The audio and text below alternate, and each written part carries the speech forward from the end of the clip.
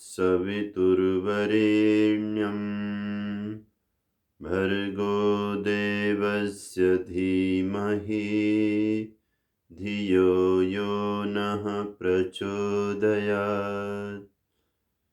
ॐ यस्य भूमि प्रमा अन्तरिक्षम् उतोदरम् दिवं यश्चक्रे मूर्धानम् तस्मै ज्येष्ठाय ब्रह्मणे नमः।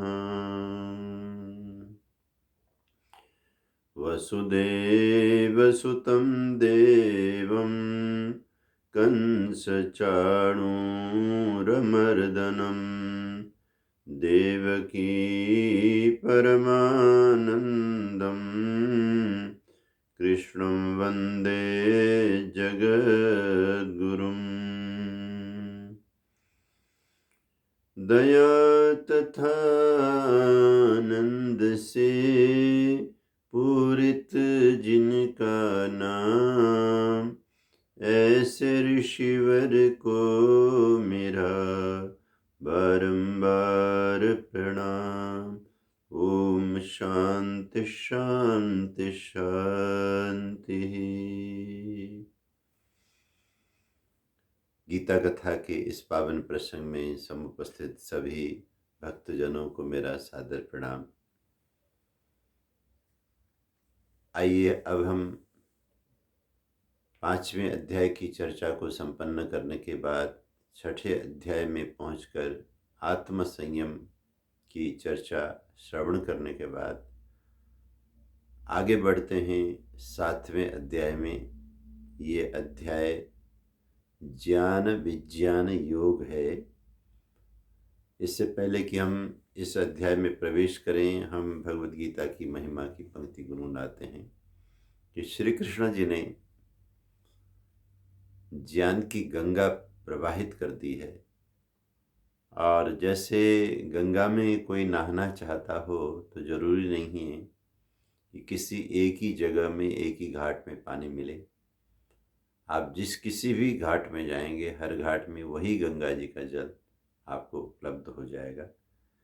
इसी तरह ये 18 घाटों का ये प्रवाह ज्ञान की गंगा का है।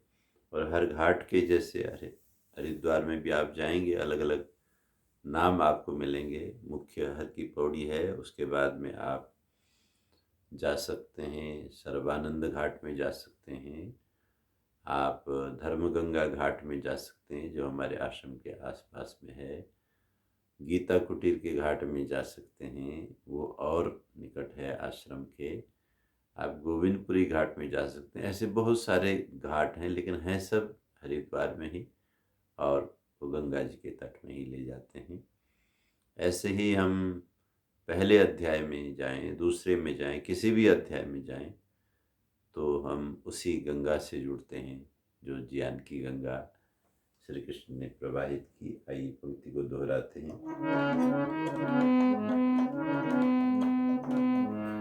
ज्ञान की गंगा बहाई है, कृष्ण जी ने गीता गाई है। ज्ञान की गंगा बहाई है, कृष्ण जी ने गीता गाई है, गाई है।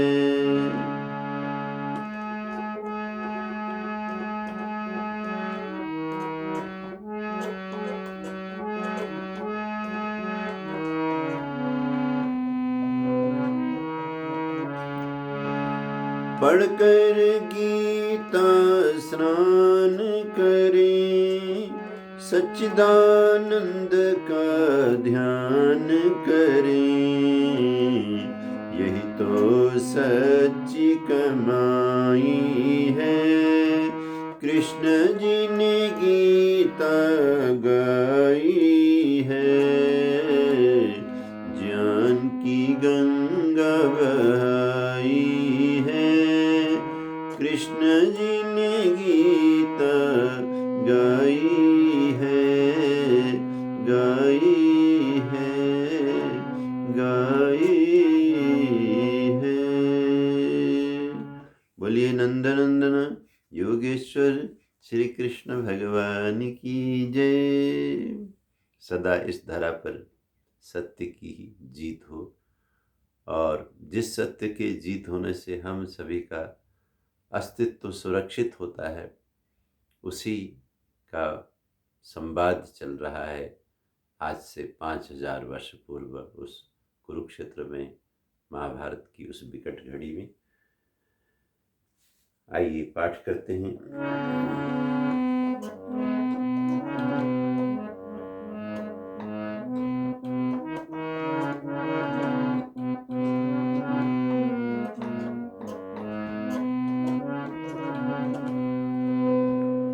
अथ श्रीमद्भगवद्गीता सप्तमोऽध्यायः।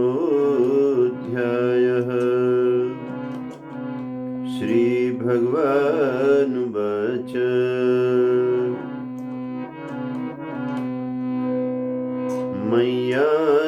मय्यासक्तमना पार्थ योगं युञ्जन्मदाश्रय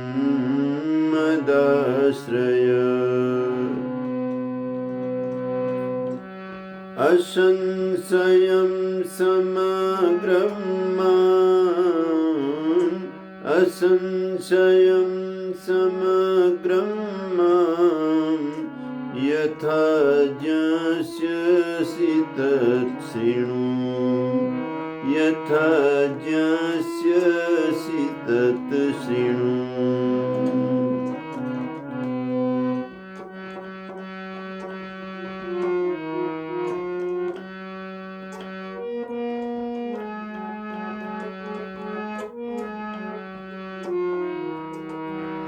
ज्ञानं तेऽहं सविज्ञानम् इदं वक्ष्याम्यशेषतः, यज्ञात्वा नेह भूयोऽन्यत् ज्ञातव्यमवशिष्यते, ज्ञातव्यमवशिष्यते। ऐसा ज्ञान तुझे मैं बताने जा रहा हूँ जो कि सविज्ञान होगा, विज्ञान के साथ होगा, जिसको जानने के बाद और कुछ जानना शेष रहेगा ही नहीं। मनुष्याणां सहस्रेषु कश्चिद्यतति सिद्धये, यततामपि सिद्धानां, यततामपि सिद्धानां कश्चिन्मां वेत्ति तत्त्वतः, कश्चिन्मां वेत्ति तत्त्वतः।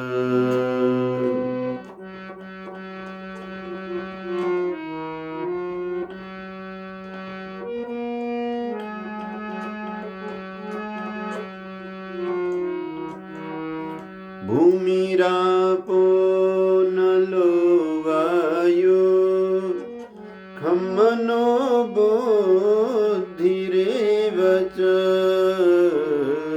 अहंकार इतीयं मे भिन्ना प्रकृतिरष्टधा,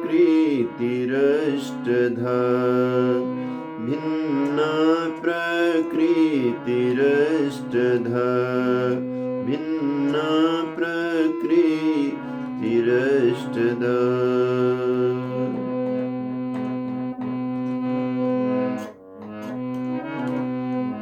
ओम श्री परमात्मने नमः, ओम श्री परमात्मने नमः, ओम श्री परमात्मने नमः, ओम श्री परमात्मने नमः। भगवद गीता के साथ प्रभु का सुमिरन करना बहुत जरूरी है। क्योंकि उसी एक अखंड भगवान की व्यवस्था में ये सब घटित हो रहा है। इसलिए व्यास ऋषि जी प्रभु को ही साक्षी रख के सब कुछ कहते हैं। ओम श्री परमात्मने नमः। ओम श्री परमात्मने नमः। ओम श्री परमात्मने नमः। ओम श्री परमात्मने नमः। ओम श्री परमात्मने नमः। ओम श्री परमात्मने नमः। ओम श्री परमात्मने नमः। ओम श्री परमात्मने नमः। ओम श्री परमात्मने नमः। ओम श्री परमात्मने नमः। बोलिए सच्चिदानंद भगवान की जय। 7वें अध्याय में आरंभ में ही इस बात को स्पष्ट कर दिया गया है। यद्यपि मन को लेकर के बहुत सुंदर व्यवहारिक प्रश्न 6ठे अध्याय में वीरवर धनुर्धर अर्जुन ने उठाया था और उसके जो भी आयाम हैं, उसकी शक्तियां हैं, उसका वर्णन भी वहाँ हुआ था और उसके निग्रह की विधि भी योगेश्वर ने, सद्गुरु भगवान कृष्ण ने वहाँ बताई थी। लेकिन अब क्योंकि ये 7वां अध्याय है और इसका जो विषय है वो ज्ञान विज्ञान योग है, बात क्योंकि आगे बढ़ती चली गई कि अंदर का जो जगत जिसे हम लिए हुए घूमते हैं, जिसके सहारे हम जीते हैं, लेकिन उसका हमें कुछ अता पता नहीं। हम प्रयोग करते हैं लेकिन पता नहीं लगाते हैं। हम फायदा उठाना चाहते हैं लेकिन जिन चीज़ों से हमें फायदा चाहिए उन चीज़ों को हम जानते तक नहीं। अपने शरीर को ही ले लीजिए कि हर आदमी चाहता है कि मैं स्वस्थ रहकर बहुत ज़िंदगी के मज़े प्राप्त करूं, लेकिन उसको ये नहीं पता कि जिस शरीर को तुम स्वस्थ रखना चाहते हो उसकी रचना कितनी वैज्ञानिक तरीके से परमपिता परमात्मा ने की है। ओम श्री परमात्मा ने नमः। इंसान अगर अपने ही शरीर को दूर न जाए, कहीं इधर उधर झांके भी नहीं, सिर्फ अपने ही शरीर को देखे तो पता चलता है कि भगवान कितने बड़े ज्ञानी हैं और उनका जो विज्ञान है किस तरह से मुझे खड़ा करने में काम आया है। वेद में सरस्वती सूक्त है। वेद के अंदर बताया गया है कि वो सरस्वती माँ जो ज्ञान की देवी है, वो किस तरह से सृष्टि में चीज़ों को संवार रही है, बना रही है, नाप तोल के बना रही है, विधि से बना रही है। यहाँ पर इस 7वें अध्याय के आरंभ में योगेश्वर श्री कृष्ण कहते हैं कि हे अर्जुन, मयि आसक्त मना पार्थ युगम युंजन मदाश्रयः।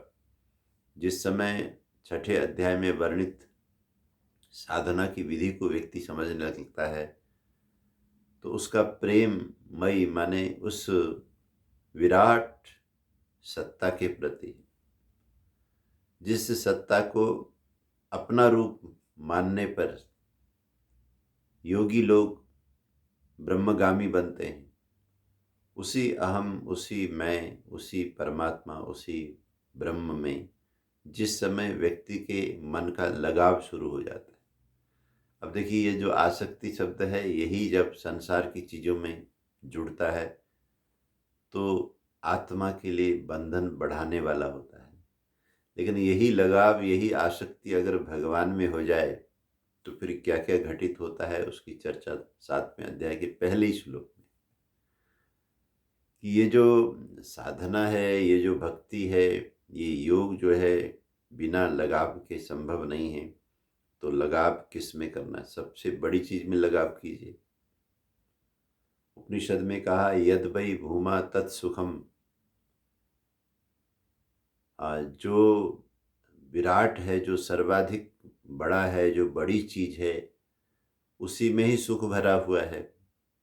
तो मयि आसक्त मना पार्थ, परमात्मा में जब व्यक्ति के मन का लगाव हो जाता है, परमात्मा से बड़ी कोई चीज़ नहीं, परमात्मा से बड़ा कोई मेरा हितैषी नहीं है, इस तरह से उस विराट मैं के प्रति मन का लगाव हो जाता है, आसक्ति हो जाती है, तो फिर आदमी क्या करता है, योगम युंजन मदाश्रय।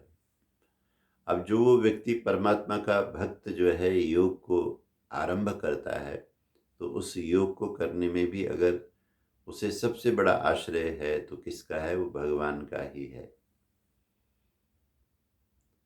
भगवान का ही आश्रय लेकर व्यक्ति जो है भगवान को पाने की दिशा में जो चलता है, तो कहते हैं असंशयम समग्रम माम यथा ज्ञास्यसि तच्छृणु।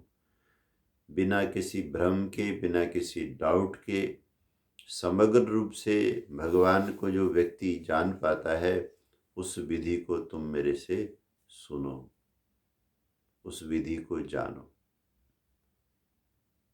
इस दुनिया में दो घटनाएं बहुत विचित्र हैं, आश्चर्यजनक भी हैं और अत्यंत दुखदायी भी हैं। वो घटना क्या है कि दुनिया में हर धार्मिक व्यक्ति परमात्मा से प्यार करता है, लेकिन परमात्मा से प्यार करता हुआ भी वो दूसरे परमात्मा के प्रेमी के साथ में बैर भावना रखता है। परमात्मा का जो प्रेमी तुम बने हो, इसी तरह से दूसरा भी बना है, लेकिन क्योंकि उसका तरीका तुम्हारे तरीके से मिलता नहीं है, इसलिए तुम उसके दुश्मन हो जाते हो, तुम उसे घृणा की दृष्टि से देखते हो। ये बहुत बड़ा दुखद अनुभव है, जिसकी वजह से पूरी पृथ्वी में धर्म के नाम पर लगातार हिंसाएं होती हुई चली आ रही। और महाभारत के बाद में तो ये हिंसा और भी बढ़ गई है। इस समय फिर हम घिरे हुए हैं तरह तरह की हिंसात्मक गतिविधियों के साथ। भारत में कितना भी प्रयास कर रहे हैं जो राष्ट्रभक्त हैं, मानवीय संवेदनाओं से भरे हुए अच्छे लोग प्रयास कर रहे हैं कि सबको साथ लेकर सबको एक जैसी सड़कें दें, एक जैसी पुस्तकें दें, एक जैसी सुविधाएं दें, एक जैसी दवाइयाँ दें, एक जैसा अधिकार दें, अमीरों से टैक्स के रूप में लेकर गरीबों में बांटें ताकि सबकी सुविधाएं एक जैसी हों। तो उसको भी अनदेखा करते हुए कुछ लोग उनके माने हुए मान्यताओं के आधार पर उन्हें व्यवस्था चाहिए, इसलिए बहुत तरह का षड्यंत्र यहाँ आरंभ हो चुका है, नए तरह का षड्यंत्र जो बड़ा ही दुखदायी है। लेकिन इनका बीज कहाँ हमको मिलता है, इन सारी समस्याओं का बीज हमको कहाँ मिलता है? जो एक अनंत परमात्मा है, जिसको आर्य समाज के दूसरे नियम में हमारे महर्षि दयानंद जी महाराज ने रखा कि ईश्वर सच्चिदानंद स्वरूप से लेकर के न्यायकारी वही सब सृष्टि का सृष्टा है, उत्पत्ति स्थिति प्रलय का करने वाला है, सर्वव्यापी है, सर्वांतर्यामी है। इतने सारे गुण उस नियम में बताए गए, लेकिन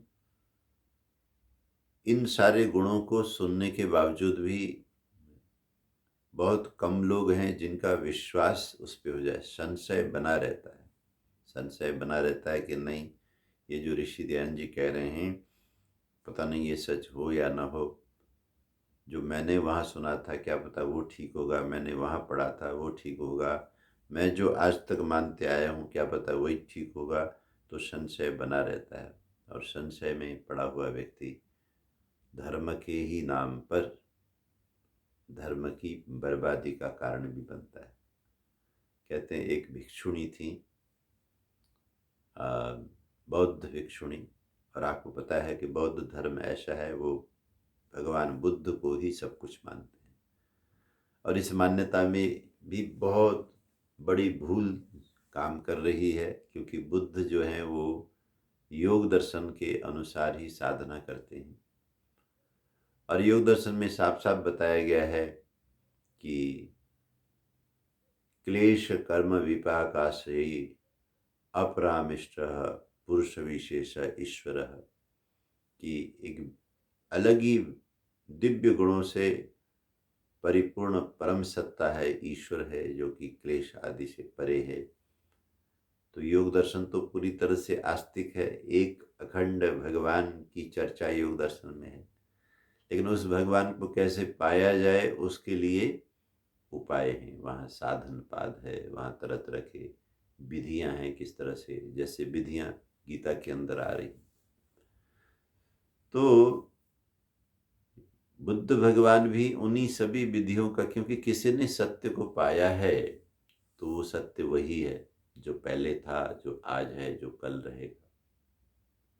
बोलिए सच्चिदानंद भगवान की जय। भगवान कैसे हैं? हमेशा रहते हैं। और भगवान कैसे हैं? वो चेतन हैं, अत्यंत चेतन। और कैसे हैं कि चेतना की पराकाष्ठा भगवान में पाई जाती है और आनंदमय हैं।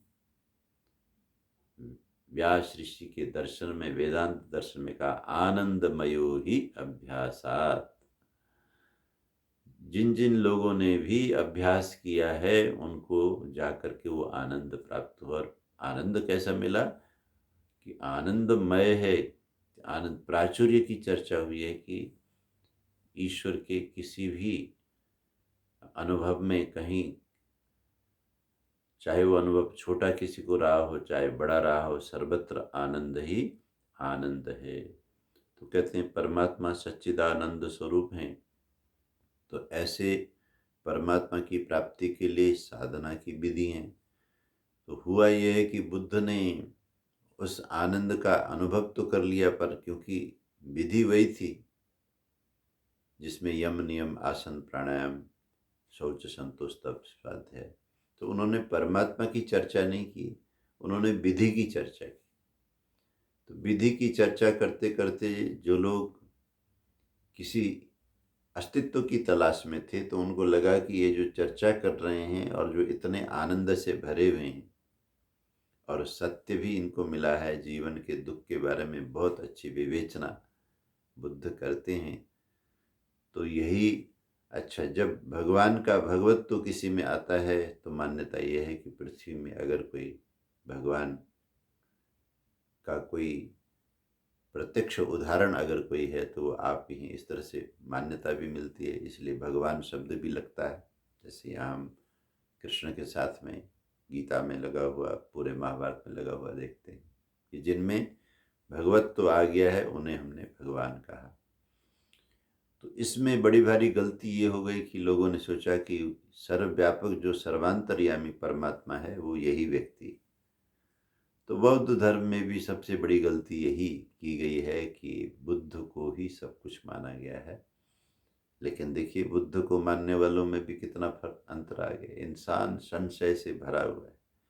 गीता के 7वें अध्याय के श्लोक में ये जो कहा गया, असंशयम समग्रम माम यथा ज्ञास्यसि तच्छृणु, संशय रहित होकर के समग्र रूप से परमात्मा को तू जान पाएगा, उस ज्ञान को, विज्ञान को सुन। तो संशय कैसे पीछा करता है कि लाखों लाखों लोग बुद्ध को मानते हैं, तो एक भिक्षुणी हैं वो भी बुद्ध को मानती हैं। वो अपने पास में अपनी एक बुद्ध की छोटी सी प्यारी सी प्रतिमा रखती हैं। सुबह शाम उनको रख करके धूप दीप आदि करती हैं, प्रार्थना करती हैं, ध्यान लगाती हैं। कहते हैं ऐसे यात्रा करते करते करते करते वो एक ऐसे मंदिर में वो भिक्षुणी पहुंच गई, उसे कहते हैं सहस्र बुद्ध मंदिर। उस मंदिर में बुद्ध की 1000 मूर्तियां थी। 1000 मूर्ति। योगी वही हैं अकेले बुद्ध, लेकिन मूर्ति बनाने वालों ने 1000 तरह की मूर्तियां बना के वहाँ पे उस मंदिर में लगाई, तो उसे सहस्र बुद्ध मंदिर कहा गया। अगर वैज्ञानिक रूप से मंदिर को बनाया जाए, उसका उपयोग किया जाए, तो उसका लाभ है, लेकिन वैज्ञानिक विधि को छोड़ दिया जाए क्योंकि ज्ञान विज्ञान, तो फिर वो एक समस्या भी बन जाती है, क्योंकि एक मान्यताओं की नई समस्या, पहले ही संशय से भरे हुए भक्त लोग हैं, उनके लिए आपने एक नया मंदिर बना करके एक नई समस्या खड़ी कर दी। तो कहते हैं वो भिक्षुणी चली गई उस सहस्त्रबुद्ध मंदिर में। शाम का समय था, उसका समय हो गया पूजा प्रार्थना करने का। तो उसने एक जगह अपनी मूर्ति, क्योंकि 1000 मूर्ति मंदिर में पड़ी हैं, तो उसमें उनकी श्रद्धा नहीं बनती, उसकी श्रद्धा अपनी मूर्ति में है, तो उसको निकाल करके वो बैठ जाती है।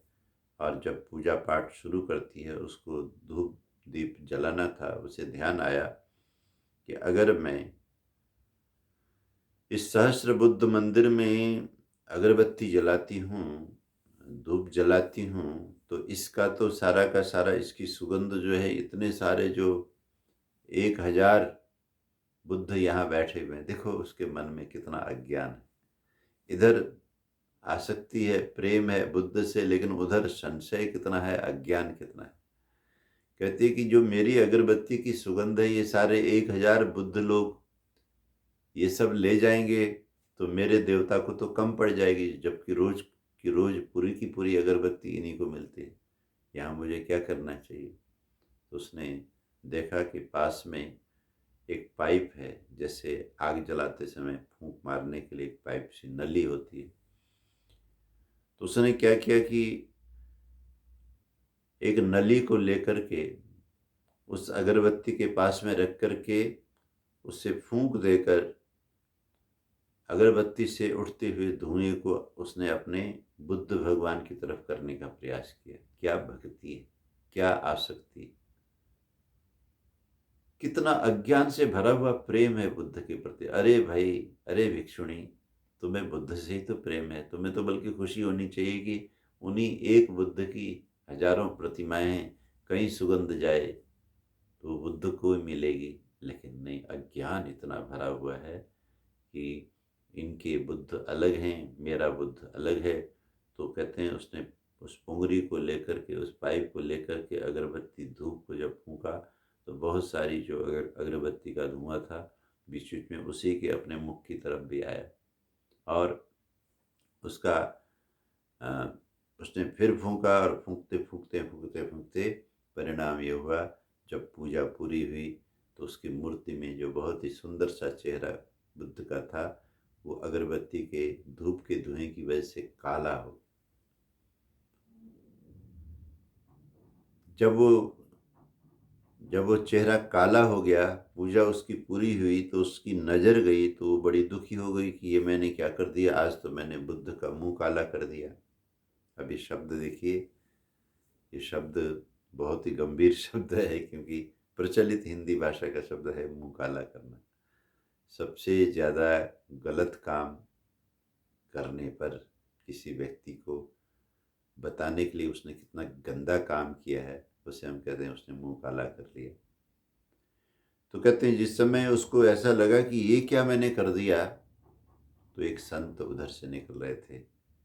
उन्होंने वो बहुत दुखी हो रही थी अपनी मूर्ति को लेकर कि ये मैंने क्या कर दिया, आज मैंने पूजा की और अपने बुद्ध भगवान का मुंह काला कर दिया। तो जो संत उस इलाके से निकल रहे थे कहने लगे, बहन देवी, तुम साधिका हो, तुम तपस्विनी हो, तुम भक्तिमान हो, तुम ब्रह्मचर्य से संपन्न देवी हो, लेकिन तुम्हारे में आज ये जो खिन्नता दिखाई दे रही है, तुम्हारा मन आज उदास है, तुम अपने बुद्ध की मूर्ति को लेकर के इतनी दुखी क्यों हो? तो उसने बड़ी शालीनता के साथ कहा कि हे संत, हे योगी, हे मुनि, आज मुझे नहीं समझ में आ रहा है कि मैं क्या कर बैठी हूँ। आज मैंने ये क्या कर दिया, आज मैंने अपने ही देवता का, अपने ही बुद्ध का इस तरह से पूजन किया कि आज इनका मुंह काला हो गया है, ये मैंने क्या किया। तब उस संत ने समझाया कि बहन, तुम्हारी सबसे बड़ी गलती तुम्हारा संशय है। इस श्लोक में कहा, मैया सक्त मना पार्थ योगम युंजन मदाश्रय असंशयम समग्रम माम यथा ज्ञास्यसि तच्छृणु। क्योंकि परमात्मा अत्यंत सूक्ष्मतम हैं, अनुभव गम्य हैं, ध्यान गम्य हैं, उनके बारे में जब नर नारियों को संशय खड़े होते हैं तो वो संशय भी बहुत ही घातक होते हैं। भिक्षुणी का संशय निवारण करते हुए उस योगी ने समझाया कि मेरी बहन, अरे बुद्ध तो एक साधक थे, एक योगी थे, और वो अपने से किसी परम सत्ता के अनुभव की वजह से वैराग्य से संपन्न थे, ब्रह्मचर्य से संपन्न थे, ध्यान में थे। क्योंकि बुद्ध के समय में धर्म के नाम पर तरह तरह से मत पंथ बहुत ज़्यादा चले हुए थे। उनके पास एक दृष्टिकोण था कि उनको था कि मैं भगवान कैसे हैं उसकी चर्चा न करूं।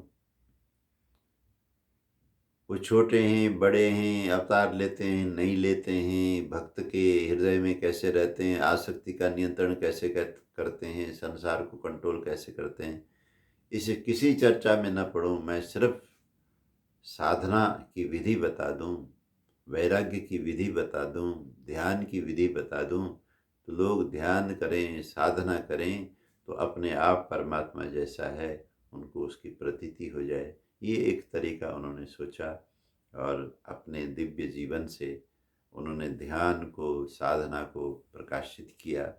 तो लोगों को ये संशय हुआ कि यही सब कुछ हैं। तो उनके, हालांकि उन्होंने कोई मत पंथ नहीं चलाया, उन्होंने कोई इस तरह से भाई मेरे मंदिर बनाओ, मेरा पूजन करो, मेरे सामने अगरबत्ती जलाओ, बुद्ध क्यों कहेंगे।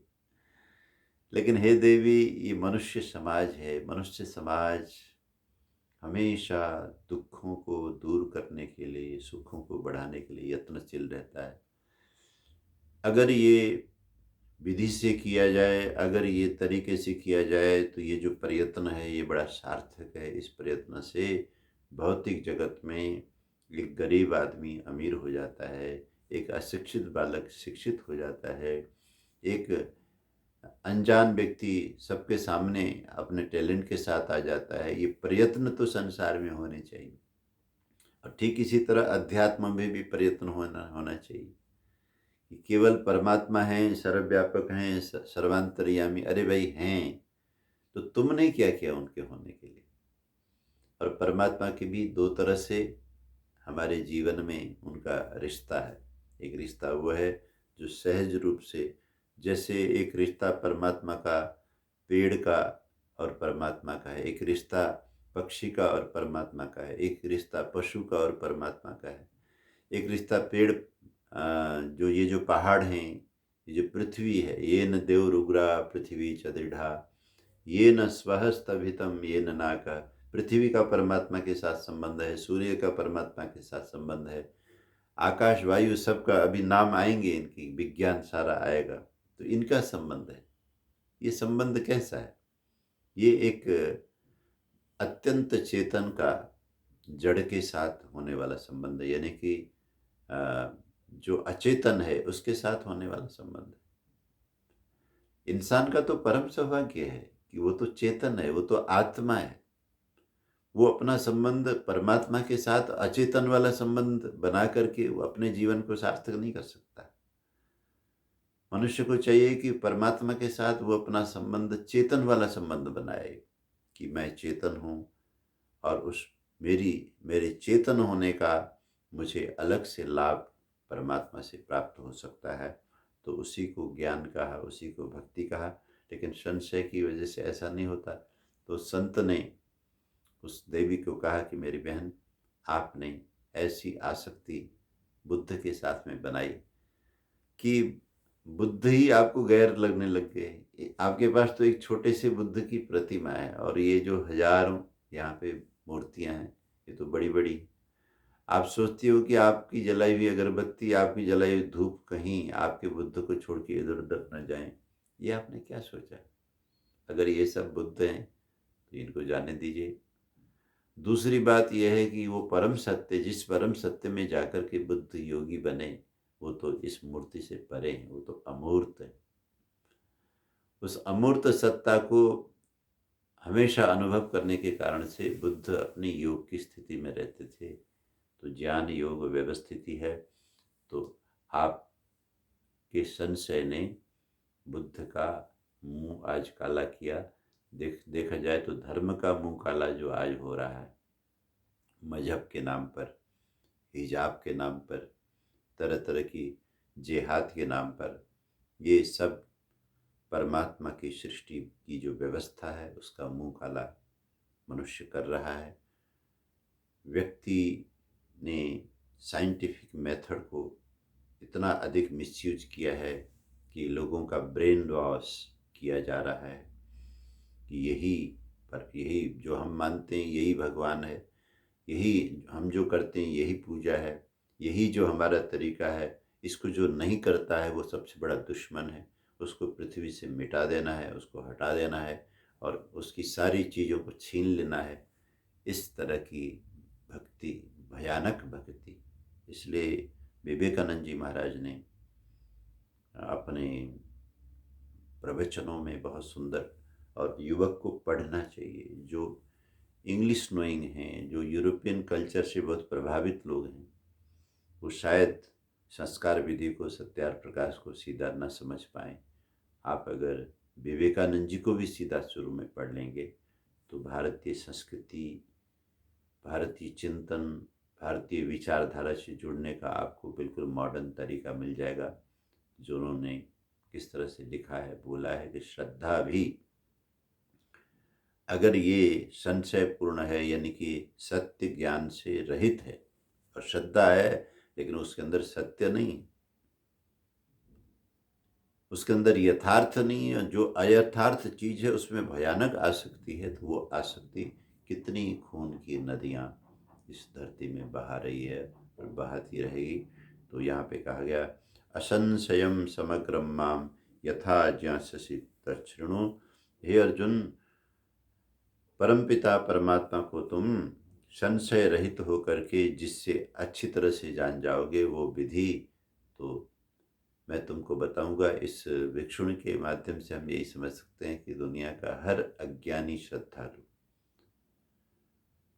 ईश्वर के नाम पर जो कुछ भी कर रहा है, उसके अज्ञानपूर्ण कृत्य से वो अपना जो धर्म है उसी का मुंह काला कर रहा है। इसलिए बहुत से लोग नास्तिक उन्हीं आस्तिकों को देखे हुए हैं जो अपने अपनी मान्यता के बुद्ध के मुंह में अपनी अगरबत्ती का धुआं लगाकर उनका मुंह काला कर रहे हैं और यथार्थता को नहीं समझ रहे हैं। उसी का निवारण इस अध्याय के अंदर किया जा रहा है। असंशयम, कोई संशय नहीं रहेगा, इस तरह का ज्ञान मैं तुम्हें देने जा रहा हूँ। जैसे मैं दूँ वैसे तुम ग्रहण करना। ज्ञानम तेहम सविज्ञानम इदं वक्ष्याम्यशेषतः यज्ञात्वा नेह भूयो न ज्ञातव्यम अवशिष्यते। ते अहम सविज्ञानम ज्ञानम इदं अशेषतः वक्ष्यामि। ये मेरे प्यारे अर्जुन, तुम्हारे लिए मैं विज्ञान के साथ ज्ञान कहने जा रहा हूँ, और इस तरह से कहूँगा कि अशेषतः, कुछ चीज़ छूटेंगी नहीं, सब चीज़ें उस सिद्धांत के भीतर समाहित हो जाएंगी। यज्ञात्वा, जिसको जानने के बाद यह इस दुनिया में कुछ और जानना शेष नहीं रह जाएगा। इतना समग्र ज्ञान इस फार्मूले से इस तरीके से होता है। बहुत सारा ज्ञान देखा जाए तो गणित की तरह है। जिस व्यक्ति ने 4 और 4 जोड़े हैं उसने 8 बनाया है, और उसी फार्मूले से उसने 2 और 2 को जोड़ करके 4 बना दिया, 8 और 8 को जोड़ करके 16 बना दिया, 10 और 10 को जोड़ के 20 बना दिया। तो तरीका हाथ आ गया। तरीका हाथ आते अब संख्या कितनी भी हो जाएगी, उसको जोड़ना बहुत ही सरल हो जाएगा। परम ज्ञान भी इसी तरह का है। इसका मतलब ये नहीं कि सब कुछ सारे वेद मंत्र पढ़ाने जा रहे हैं, सारे दर्शन यहाँ पढ़ाने जा रहे हैं। कुछ फार्मूले देने जा रहे हैं जिनके माध्यम से सभी चीज़ें उसके भीतर आ जाएंगी। अब देखिए ज्ञान क्या है। एक बालिका ने सोने के गहने पहने हुए हैं, और बच्चियां भगवान ने बहुत सुंदर बनाई हैं, उसकी काया को बहुत अच्छी बनाई है, नयन नक्श बहुत अच्छे हैं। और क्योंकि वो छोटी उम्र की है, उसके अंदर किसी तरह की कोई वासना नहीं, किसी तरह की कोई तृष्णा नहीं है, बिल्कुल पृथ्वी की फूल है। एक शादी में अपने माँ बाप के साथ वो गई है, सब खेल रहे हैं, कूद रहे हैं। उसको आज गहने पहनाए गए। उसने गहना पहना हुआ है कान का, उसने गहना पहना हुआ है गले का, उसने गहना पहना हुआ है हाथ का, उसको छोटी सी नाक का गहना भी उसको पहना दिया गया है। तो उन गहनों की वजह से, सुंदर गहने की वजह से वो बालिका अप्रतिम सुंदर। अब आप सोचें कि इसने जितने भी गहने पहन रखे हैं वो किसके हैं? सोने के बने हुए गहने।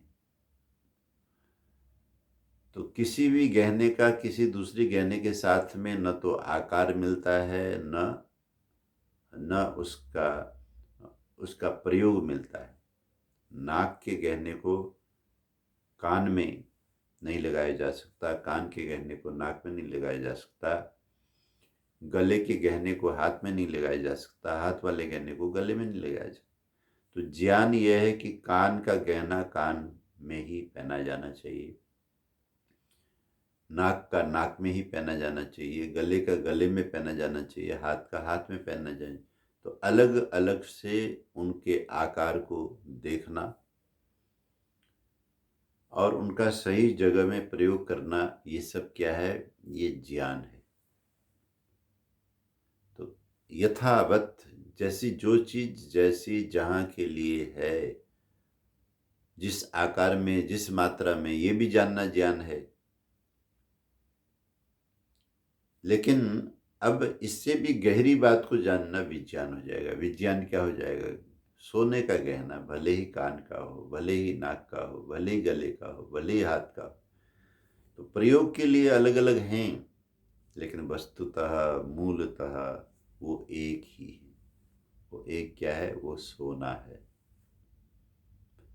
तो एक व्यक्ति उस बालिका को के गहने को देख करके केवल उस अनुभव को करता है जो अलग अलग गहने के अंग में होने से एक छवि बनती है। दूसरा, वहाँ उसी शादी में आम लोग तो उसके गहने को गहने के भाव से देख रहे हैं, लेकिन वहाँ एक जोहरी भी रिश्तेदार था, ज्वेलर का काम करने वाला। उसको उसका ध्यान था सोने के ऊपर, कि उसने ये देखा कि सोना कितना लगा हुआ है। और इन सारे गहनों को इकट्ठा कर दिया जाए तो टोटल इस बालिका ने जो गहने पहन रखे हैं उनका टोटल वजन कितना हो सकता है, उसकी लागत कितनी हो सकती है। तो एक जोहरी बैठा हुआ एक अलग ही अनुभव कर रहा है उस बालिका के गहने को देखते हुए, और आम लोग बैठे हुए, आम लोग ज्ञान का अनुभव कर रहे हैं और जोहरी बैठा हुआ विज्ञान का अनुभव कर रहा है, क्योंकि वो एकत्व तो देख रहा है। गहनापन की बजाय सोनापन देख रहा है। तो देखिए, एक देखना होता है गहनापने का और दूसरा देखना होता है सोनेपने का। तो इसी तरह से दुनिया को देखना, इसी तरह से जीवन को देखना, ये सारा का सारा जो दृश्यमान जगत है उसको एक नज़रिया तो ये है कि आप, क्योंकि लोग वैसा भी नहीं देख पा रहे, न ज्ञान से देख पा रहे हैं, न विज्ञान से देख पा रहे हैं। सारी समस्या तो ज्ञान की है। मत मजहब के जितने भी झगड़े हैं, मान्यताओं के जितने भी झगड़े हैं, ये सब हिंसाएं हैं, इसके पीछे अज्ञान है। तो आप पहले ज्ञानी बनिए, उसके बाद विज्ञान शुरू हो जाएगा।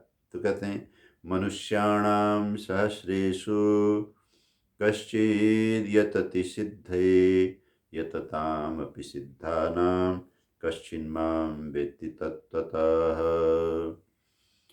हे अर्जुन, ये जो ज्ञान विज्ञान है, इसके बारे में तुम्हें मैं एक बात बताऊं, ये आम व्यक्ति के बस का नहीं। मनुष्याणाम सहस्रेषु, मनुष्यों में हजारों हजारों लोगों में कोई एक इक्का दुक्का ही सिद्धये यतति, जीवन में साधना में सिद्धि पाई जाए, इस काम में लगता है, इस बारे में मेहनत करता है। देखिए, भोग जो है भोग इतना आकर्षक है और भोग इतना सरल है कि इतना सहज है कि जैसे जानवरों को आप देखिए, गाय को आप खोलिए, हालांकि सर्वदेवमयी सा, गुणों की दृष्टि से पशु जगत में सर्वोत्तम सत्ता गौ माता की है। उनमें सभी दिव्य सत्ताओं का निवास है। समय लगेगा हमारी भारत माता को, जब इस माँ की सेवा में सब जगह इस तरह के गीता के भक्त, वेद के भक्त, दर्शन शास्त्रों के भक्त लोग आएंगे, वो गौ माता को प्रतिष्ठा देंगे। मेरे विद्या गुरु, जिनके पावन आशीर्वाद से मुझे संस्कृत व्याकरण का बोध हुआ और ये सारा संस्कृत वाङ्मय का खजाना मुझे खुल गया, कि चाबी कहते हैं व्याकरण को, अष्टाध्यायी को, ये संस्कृत वाङ्मय की चाबी। चाबी छोटी सी होती है और उससे ताला खोलो तो ताला चाबी से बड़ा होता है, और जैसे ही ताला खुल जाएगा तो दरवाज़ा खुल जाएगा, दरवाज़ा ताले से बहुत बड़ा होता है, और जैसे दरवाज़ा खुल जाएगा तो उस महल में, उस घर में आप एंटर कर जाते हैं, वो दरवाजे से भी बहुत बड़ा होता है।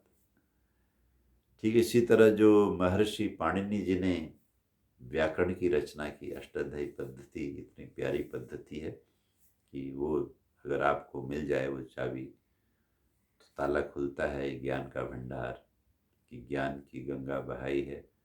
तो इस हमारे गुरुदेव आचार्य बलदेव जी महाराज, पहले तो उन्होंने अपना सारा जीवन विद्यार्थियों को, ब्रह्मचारियों को, तपस्वियों को खड़ा करने में लगाया, लेकिन थोड़े दिनों बाद उनके मन में न जाने कहाँ से लहर आई, श्रद्धा भक्ति की गंगा फूट पड़ी कि गौ माता की सेवा होनी चाहिए। तो जीवन के अंतिम वर्षों में उन्होंने गौ माता का बड़ा भारी बीड़ा उठाया, उसी में ही उनकी सारी शक्ति लग गई।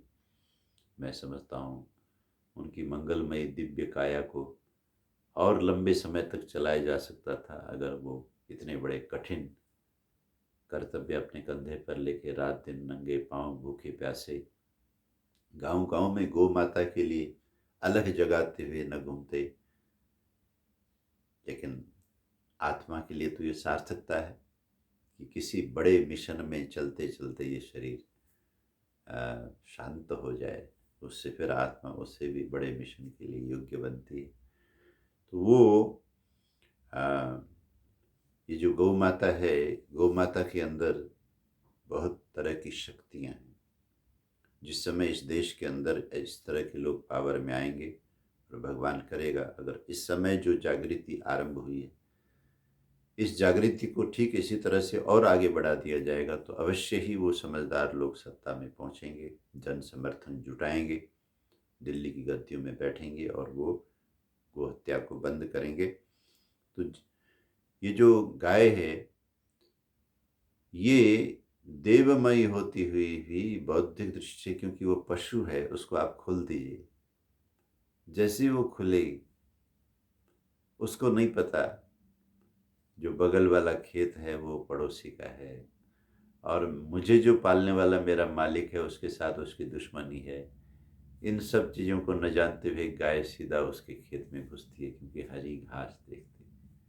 जैसे पशु का अपने आहार को देखते ही कोई विवेक काम नहीं करता, सहज उसमें प्रवृत्ति होती है, इसी तरह से आम नर नारी इस दुनिया में विषयों की तरफ प्रवृत्त होते। जन्म लिया नहीं कि अब विषय शुरू हो गए, भूख प्यास के साथ इनकी ज़रूरत भी थी, और फिर उसके बाद में विषय वासना जो पूर्व जन्म की थी, उनको इंद्रियों के साथ में जब जगने का मौका मिल गया, तो फिर मनुष्य की सारी शक्ति उन्हीं की तरफ जाती है। तो सहस्रेषु कश्चित् यतति सिद्धये, हजारों हजारों लोगों में कोई विरला ही सोचता है ये जो भोग का रास्ता है, ये जीवन का उत्तम मार्ग नहीं है।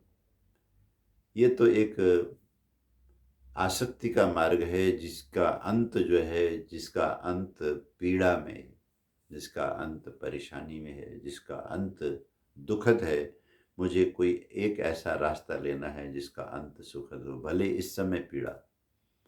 तो बस इतना फ़र्क है कि भोग के पथ पर चलने वाले लोग वर्तमान के सुख को देखकर, क्योंकि वो गाय निकली, बगल में गई, चरने लगी, खाने में स्वाद आएगा, लेकिन उसके बाद जो पड़ोसी आके डंडा मारेगा, उसके साथ जो लड़ाई होगी, उस लड़ाई की वजह से उसका मालिक भी ऊपर से उसको डंडा मारेगा कि तेरी वजह से ये दुश्मन के साथ लड़ाई हो रही। ठीक इसी तरह से मनुष्य जो संसार में, प्रकृति में रमा हुआ मनुष्य है, बिना सोचे समझे केवल विषयों के लिए भाग रहा है।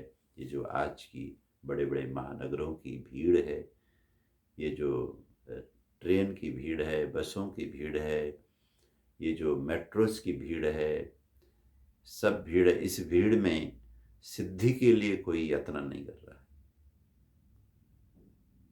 इस भीड़ में केवल और केवल साधनों के लिए यत्न हो रहा है कि मैं कैसे खाने का साधन जुटाऊं, रहने का साधन बढ़ाऊं, पहनने के साधन इकट्ठे करूं। साधन साधन साधन, और कौन सा साधन? भौतिक साधन, उसी की भीड़। लेकिन इसी भीड़ में से हे अर्जुन, ऐसा होता है कि कश्चित यतति सिद्धये, कोई बिरला नर नारी जीवन को साधना की दिशा में डाल देता है। तो ऐसे लोगों को मिलकर के बहुत अच्छा लगता है। ऐसे लोग ज़्यादातर जहाँ रहते हैं उन्हीं का स्थान तीर्थ हो जाता है। हरिद्वार में आप वैदिक योग आश्रम में आइए, गंगा जी के तट पर आइए, ऋषिकेश जाइए, चारों धाम में जाइए, जहाँ जहाँ भी इस तरह की जगह हैं, यहाँ सिद्धि की तलाश में निकलने वाले लोग वहाँ जाते हैं। उत्तराखंड की भूमि तो देवभूमि है, जहाँ अभी अल्मोड़ा में हमारे यशस्वी प्रधानमंत्री जी रैली कर रहे थे, चुनाव की रैली कर रहे थे। चर्चा हो रही थी कि किस तरह से ये चार धाम की यात्रा है, इसको सहज यात्रा बनाया जाए और आने वाले लोगों को सरलता हो, स्थानीय लोगों को सेवा का मौका मिले, साधन मिले। तो वास्तव में तो इन जगहों का प्रयोग सिद्धि के लिए ही किया जाता रहा है, और आगे भी सरकार जहाँ रोजगार की चर्चा करती है वहाँ इस पवित्रता का जरूर ध्यान रखे कि वहाँ उस क्षेत्र में जाने वाले लोगों का खान पान, रहन सहन भी उत्तम हो। सिद्धि के उद्देश्य से जाएं, इस तरह का वो इलाका बना रहना चाहिए। पहले बहुत अधिक था, अब ऐसा नहीं रहा। तो कहते हैं हजारों हजारों मनुष्यों में कोई बिरला ही सिद्धये यतति, सिद्ध होने के लिए प्रयास करता है। और जो प्रयास करने वाले लोग हैं, यतताम अपि सिद्धानाम, जो जीवन को योगमय पथ पर चलाकर सिद्ध बनाना चाहते हैं, ऐसे यत्न करने वालों में भी कोई, सभी लोग नहीं, उनमें से भी कोई बिरला व्यक्ति ही माम तत्वतः वेत्ति, परमात्मा को, परमात्मा जैसे हैं वैसे जानता है। जानते तो हैं लेकिन वैसे जानते हैं जैसे नहीं। आज जैसे धर्म के नाम पर पूरे विश्व के अंदर ये जो संघर्ष छिड़ा हुआ है, ये संघर्ष इसलिए है कि परमात्मा यथा, कहते हैं तत्वतः वेत्ति, तत्वतः परमात्मा को न जानने से। तत्वतः क्या है? जो जैसा है उसके तत्व को जानना। और तत्वतः न जानने से क्या होता है? जो उसको जाना तो से, लेकिन वैसे जाना जैसा वो नहीं है।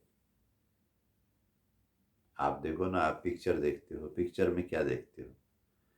पिक्चर्स और ये जितने भी सीरियल हैं जिसको देखने में हमारी असली ज़िंदगी जा रही, हम अपनी असली ज़िंदगी को, अब हम अपने असली समय को, हम अपनी असली बुद्धि को, हम अपनी असली मेमोरी को उन नकली संबंधों को याद करने में लगाते हैं कि 3 घंटे तक वो औरत पत्नी बनी हुई है जो पत्नी नहीं है, वो मर्द पति बना हुआ जो पति नहीं है, वो बच्चे बच्चे बने हुए हैं जो बच्चे नहीं हैं, वो नेता नेता बना हुआ जो नेता नहीं है, वो आदमी इंस्पेक्टर बना हुआ है जो इंस्पेक्टर नहीं है, जो असत्य है।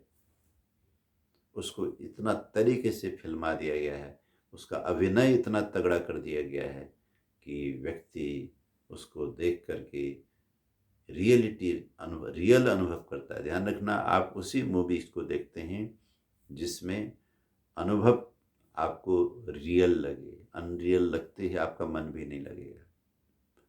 तो जो है अनरियल, असत्य है, लेकिन अनुभूति सत्य की हो रही है, तो ये तत्वतः नहीं है। ये तत्वतः नहीं है, तत्व से बाहर है, अज्ञान है। अज्ञान का खेल, माया जाल देख करके हम सोचते हैं कि हमने बहुत अच्छी पिक्चर देख ली, हमने बहुत अच्छा सीरियल देखा। मुझे क्षमा करेंगे जो पिक्चरों के, सीरियल के दीवाने कोई मुझे सुन रहे हों।